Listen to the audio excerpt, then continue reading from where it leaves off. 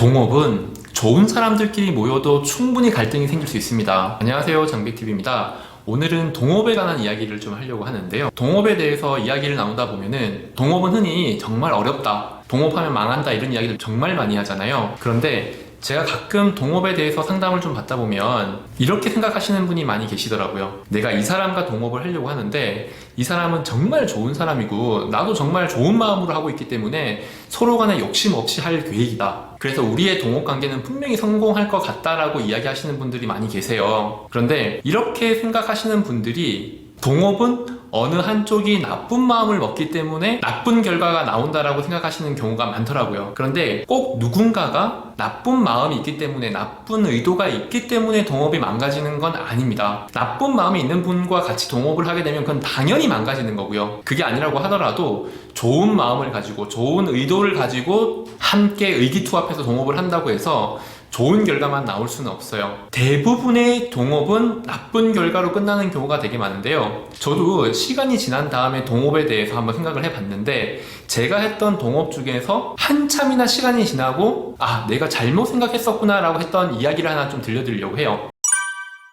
제가 20대 중반 때 다니던 대학교를 그만두고요, 대학교 정문 바로 옆에서 장사를 했었습니다. 그 장사가 너무 잘 돼가지고요, 2호점, 3호점, 4호점 계속 가맹점이 생기기 시작했었어요. 그러다가 그게 이제 회사가 되었고 가맹점이 80호점 정도 될 때가 있어요. 저는 부산에서 그 사업을 시작을 했는데 이제 우리가 서울로 진출해야 되겠다는 생각이 좀 들었어요. 저희 형님과 제가 그 사업을 했었는데요, 서울로 진출하려고 하다 보니까 자금이 좀 부족한 거예요. 서울에 사무실도 내고 탑차도 사고 할 게 너무 많은데 한 번에 그 목돈을 구하기가 쉽지가 않았어요. 그래서 1년 만에 투자를 유치하기로 했어요. 투자를 유치를 해서 서울과 영남권 그리고 호남권까지 부산에서만이 아니라 전국의 프랜차이즈 사업을 해야 되겠다라고 마음을 먹었던 거죠.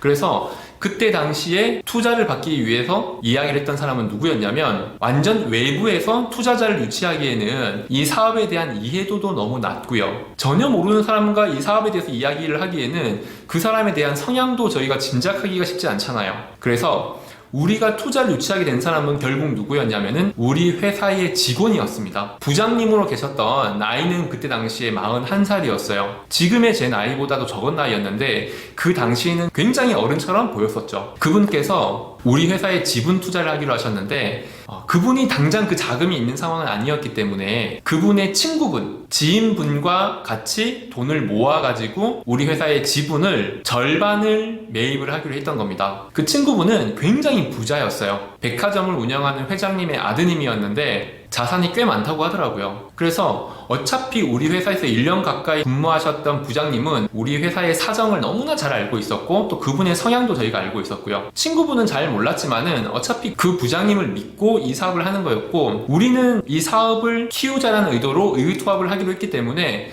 딱히 어떤 사업에 대한 설명은 필요 없었습니다. 회사에 투자를 받고 서울을 인수를 했어요. 그래서 서울, 부산, 호남권은 독립된 사업체였거든요.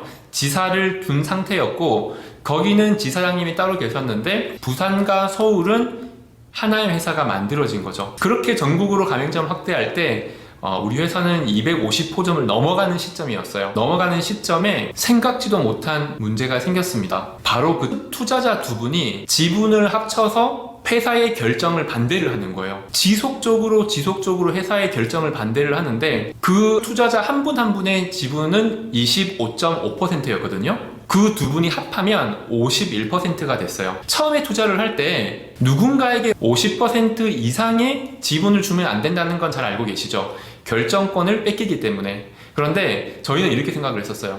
25.5, 25.5면 50%는 아닌데 합하면 50%를 넘어가죠. 약간의 위험부담은 있었지만 나쁜 의도가 서로 간에 없고 우리가 또 나쁜 짓을 안 하면 두 분이 의기투합해가지고 우리를 공격할 일이 없을 거라고 생각을 했던 겁니다. 그런데 투자를 받고 1년이 지나서 두 분이 지분을 합쳐서 결정을 할 때 다 반대를 하는 거예요. 저희는 너무나 화가 났던 겁니다. 아니 이렇게 좋은 방향으로 가려고 하는데 왜 사사건건 간섭하고 반대하는지 모르겠는 거예요. 결국은 몇 개월을 그렇게 싸움만 하다가 갈라서게 됐습니다. 두고두고 화가 나는 일이었고 저는 그 두 분을 굉장히 많이 원망을 했습니다. 아니 정말 좋은 의도로 만나가지고 이렇게 사업을 했는데 어떻게 하다가 이렇게 되었을까. 거의 10년이 지난 다음 생각이 좀 바뀌더라고요. 지금 제 나이는 그 투자자 두 분의 나이보다 더 많아졌거든요. 그때 당시 그분들 나이보다. 그러면서 이해가 가는 것들이 생기기 시작했어요. 그러면 그분들과 우리는 어떤 갈등이 생겼는지 이야기를 해보면 아마 이해가 가실 거예요.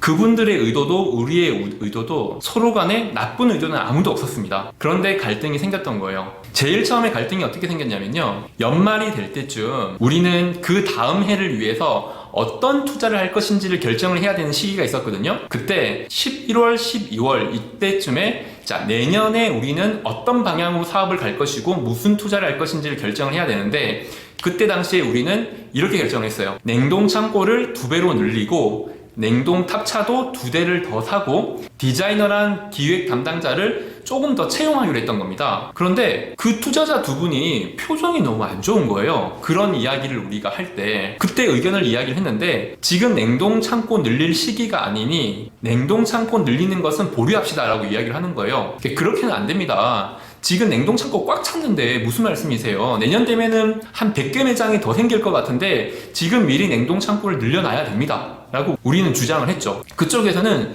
왠지 잘 모르겠지만 냉동 창고를 늘리는 것에 대해서 굉장히 반대하다가 어쩔 수 없이 수용을 했는데 냉동 탑차 2대를 더 늘리는 거에 대해서도 또 반대를 하는 거죠. 안 됩니다. 이제 부산만이 아니라 서울 전체까지 우리가 물류를 해야 되는데 지금의 탑차 대수로는 부족합니다. 더 늘려야 됩니다 라고 이야기를 했는데 얼굴이 막 울그락 되는 거예요. 아니 왜 이렇게 반대를 할까? 이유는 그분과 우리와의 입장 차이가 있었어요. 저희 형도 20대, 저도 20대였고요. 그분들은 40대였어요. 어떤 차이일까요? 형과 저는 부양가족이 없었어요. 저는 어느 정도로 돈을 안 썼냐면요. 그 사업을 할 동안 제 월급을 50만 원으로 측정을 해가지고 생활을 했었습니다. 왜냐면 회사에 돈을 계속 모아서 투자를 해야 됐기 때문에 그래요. 그런데 그분들이 오면서 연봉 조정을 다시 하고 진행을 했지만 어찌되었건 우리는 재투자를 했어야 되는 상황이었고요. 그런데 회사가 투자를 계속 많이 하면 어떤 일이 생기는 줄 아세요? 연말에 배당을 할 수가 없어집니다. 회사에 자금이 쌓이면 이제 이 투자금을 배당을 나눠줄 수가 있겠죠. 예를 들면 올해 우리 회사의 이익금이 1억이다. 그러면 주주들에게 돈을 줄 수가 있잖아요. 5천만 원은 투자를 하고 5천만 원은 나눠 가질 수가 있잖아요. 그게 배당 수익이잖아요. 그런데 1억을 다 투자한다고 생각을 한번 해보세요. 모두 투자를 하게 되면은 연말이 지나도 배당을 할 수가 없죠. 근데 형과 저는 어차피 쓸 돈이 많이 없었던 거예요. 그냥 생활비 정도만 있으면 되고 친구들과 밥 먹을 정도만 되면 크게 부족함이 없는데 그분들은 그게 아니죠. 아내가 있고 자식들이 있고 한 집안의 가장의 역할을 하는 두 분이 목돈을 들여가지고 투자를 했기 때문에 회수를 하는 것도 생각을 안 할 수가 없었던 거예요. 입장의 차이인 거예요. 우리는 지금 그 돈을 쓸 때가 아니라 빨리 회사에 투자를 해서 회사를 더 튼튼하게 만들어 나가야 된다고 생각을 하고 그분들께서는 부양가족이 있으니 아이들 학원도 보내야 되고 아내에게 빌린 돈에 대한 이자에 대한 부분도 이야기를 해야 되다 보니까 우리보다 지출이 훨씬 더 많았을 거란 말이죠. 그런데 우리는 어리다 보니까 그 주주들의 마음을 이해하기가 쉽지가 않더라고요. 그 주주 두 분도 우리도 서로 간에 나쁜 의도는 아무도 없었어요. 당연히 회사도 성장을 해야 되고 수익이 생기면 배당도 해야 되죠. 만약에 배당을 하면 저희도 좋은 거잖아요. 저도 목돈이 생기니까 젊은 나이에 저축도 많이 할 수가 있으니까요. 하지만 생각하는 방향이 달랐던 거예요. 둘 다 틀린 건 아니었고요. 동업이라는 것은 어느 한쪽이 나쁜 의도를 가져야만 트러블이 생기는 건 아니더라고요. 서로가 좋은 마음으로 좋은 의도로 생각을 하더라도 방향은 달라질 수가 있는 겁니다.